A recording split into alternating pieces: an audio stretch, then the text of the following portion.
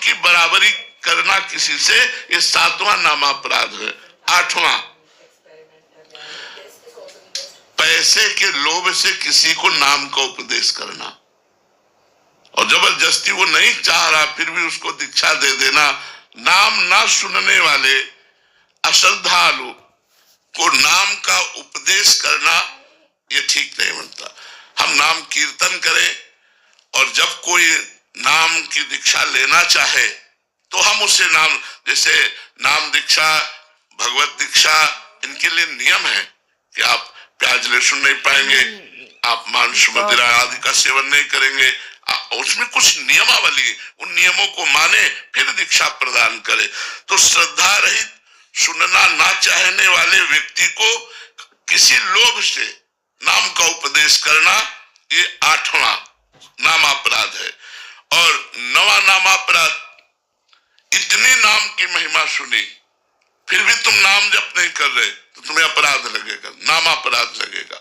जब इतनी नाम की महिमा भगवान ने कृपा करके संतोष से सुनाई तो आपको नाम जप का नियम ले लेना चाहिए कि आज से 11 माला जपूंगा, आज से इतना नाम जप करूंगा, उसका नियम ले लेना चाहिए। अगर नियम नहीं लेते, नाम जप नहीं करते तो आप अपना पतन करते हैं, आपके ऊपर 9वां नाम अपराध लागू हो जाएगा।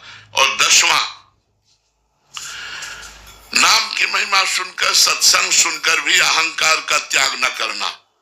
मेरा ये पद, मेरा ये, मैं और मेरे के फेर में फंसकर विषय भोगों में आसक्त होकर भगवान के नाम का आश्रय न लेना, ये 10वां नामापराध है। यदि हम नाम जापक इन 10 नामापराधों से बच जाए तो बहुत जल्दी नाम फलीभूत हो जाए और हमारे सारे पाप नष्ट करके, सारी कामनाओं को शांत करके भगवत प्राप्ति करा दे। अगर अब इन 10 नामापराधों से कोई नामापराध हमसे बन जाए तो क्या करें?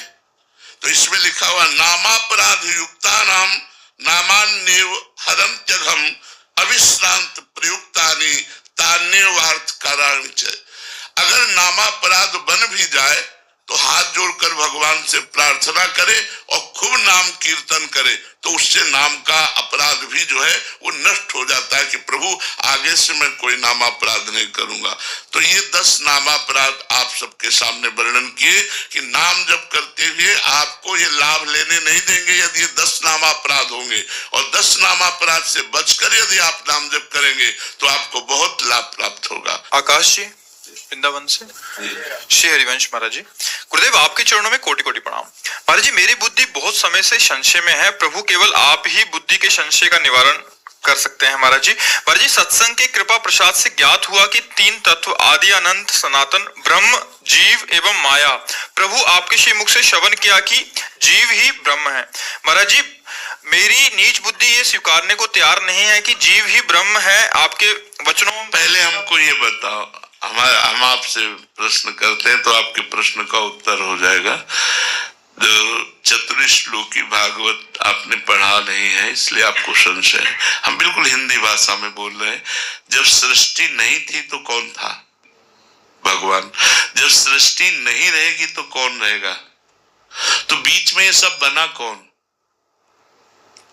बच्चा, शरीर आसक्त होने के कारण, इंद्रिय और मन का भोगों की तरफ प्रवाह होने के कारण मना खष्टान इंद्रिया प्रकृति स्थान कर अपने स्वरूप को आप भूल गए हो। नहीं तो गोस्वामी जी की इस चौपाई पर ध्यान दीजिए, सोई जानई जेहि देहु जनाई, जानत तुम ही हुए जाई, ब्रह्मविद ब्रह्मई भवति तस्मिन् तज्जने भेदा भावात्।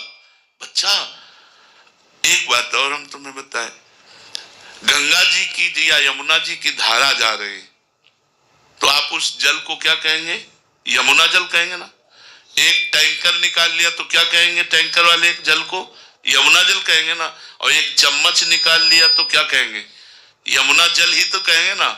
तो जो धारा में, वही टैंकर में, वही चम्मच में, समझ रहे हो ना? तो वही परमात्मा समस्त चराचर रूपों में विराजमान है।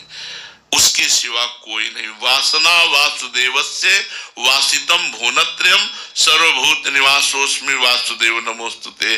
अब भजन करोगे तो बच्चा जान जाओगे, वही है ये। जब हम भजन करते हैं तो भजन का आखिरी स्वरूप क्या होता है जानते हो? भजन करते करते ये भी भूल जाना कि मैं भजन कर रहा हूं। ब्रह्म नहीं, माया नहीं, नहीं जीव नहीं काल, अपनी हुई सुधि ना रही, एक रहे नंदलाल। कृष्णाकार वृत्ति। कौन बचा?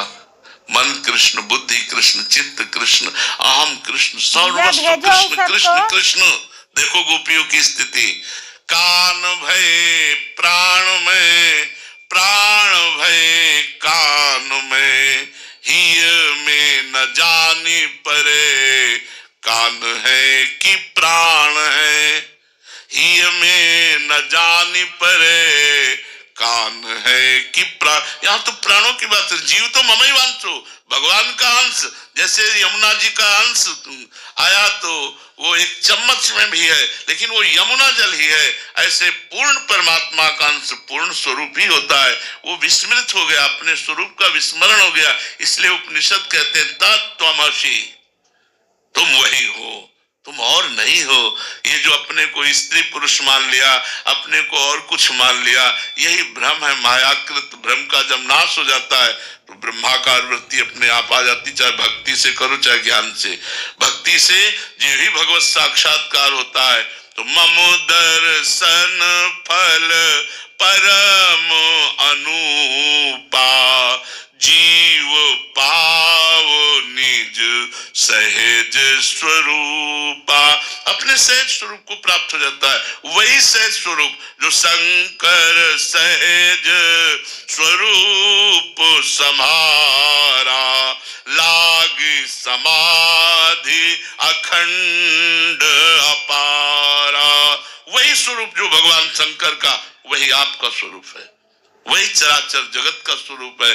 पर भूल गए अपने स्वरूप को, और देहासक्त होकर देहाभिमानी जीव। जीव कहते किसे? जो देहाभिमानी है। देहाभिमान खत्म हुआ, शिव ही शिव है, जीव है ही नहीं। ये नाम रूप मिथ्या है। जैसे स्वप्न में आपने अपने को देखा, एक बाजार देखी, एक संसार देखा स्वप्न में, लेकिन क्या सत्य था? क्या कब पता चला? जब जगे। तब तक तो सत्य था जब तक स्वप्न में थे, जब जगे तो झूठा हुआ। ऐसे ही मोह निद्रा में अभी आप सो रहे, जब जगेंगे तो आपको एक ही परमात्मा दे। एको ब्रह्म द्वितीयो नास्ति, एको ब्रह्म द्वितीयो नास्ति, दूसरा कोई है ही नहीं। सर्वम खलमिदम ब्रह्म ने नानास्ति किंचन, वासुदेवा सर्वमित समात्मा सुदुर्लभा। सब जगह वही विराजमान है। अब ये अनुभव करने के लिए साधना करनी पड़ेगी। बातचीत से थोड़ा अनुभव में आ जाएगा। जब हम साधन करते हैं तब ये बात समझ। समात्मा सुदुर्लभा, जो सर्वत्र भगवान का दर्शन। गोस्वामी जी अनुभव करके कह रहे ना, सिय राम मैं सब जग जानी, करऊं प्रणाम जोरी जुग पानी। चराचर जगत सिया राम का स्वरूप है। गोस्वामी जी अनुभव कर रहे हैं। तो प्रभु ही तो विराजमान है। जड़ चेतन जग जीव जत सकल राममय जान। जड़ चेतन जितना वो भगवान ही बना हुआ, दूसरा नहीं। क्यों?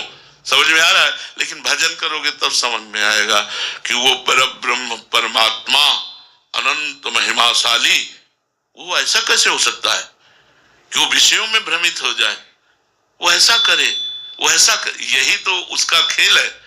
वो अपने आप से अपने आप को छुपा करके वो खेल रहा है।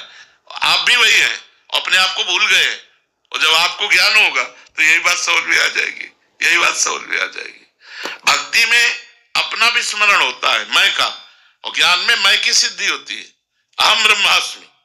और भक्ति में मैं का भूल जाना होता है। केवल इष्टाकार वृत्ति, तो एक ही बचा। जब तक एक नहीं बचेगा सवाल हल नहीं होगा। एक बचना चाहिए, आपके पूरी साधना का फल एक होना चाहिए। तो भक्ति में एक एक रहे नंदलाल, वो इष्टाकार वृत्ति, और ज्ञान में अहम ब्रह्मास्मि, दूसरा सब समाप्त, सब मेरी ही आत्मा है। ये केवल भ्रमात्मक स्वाप्निक जगत है। उमा कहो में अनुभव अपना, सत हरि भजन जगत सब सपना। समझ में आ रहा है ना?